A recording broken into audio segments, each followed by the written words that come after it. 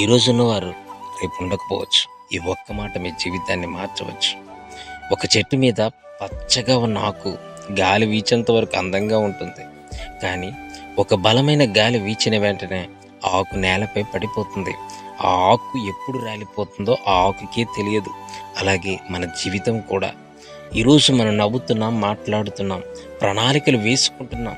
కానీ రేపు కూడా మనం బ్రతికే ఉంటామని ఎవరు చెప్పగలరు? అందుకే బైబిల్ చెప్తుంది, రేపటిని గురించి అతిశయపడకము, ఒక దినము ఏమి పుట్టించునో నీకు తెలియదు. సామెతలు 27:1. ఈరోజు దేవుడు నీ హృదయపు తలుపు తట్టుచున్నాడు. ఆ తలుపు తెరవటానికి ఇదే సరైన సమయం. నీ ఫోను రేపటి నుంచి మోగవచ్చు, మోగకపోవచ్చు. నీ కుర్చీ ఖాళీగా ఉండవచ్చు, నీ పేరు మాత్రమే మిగిలి ఉండవచ్చు. కానీ నీ ఆత్మ ఎక్కడ ఉంటుంది? ఈరోజు ఉన్నవారు రేపు ఉండకపోవచ్చు. కానీ యేసుక్రీస్తుని విశ్వసించిన వారికి శాశ్వత జీవం ఉంటుంది. ఈరోజే ఆయనని అంగీకరించండి. ఎందుకంటే రేపు మన చేతిలో లేదు. నేనే పునరుద్ధానమును జీవమునై ఉన్నాను. నన్ను విశ్వసించేవాడు చనిపోయినను బ్రతుకుని. యోహాను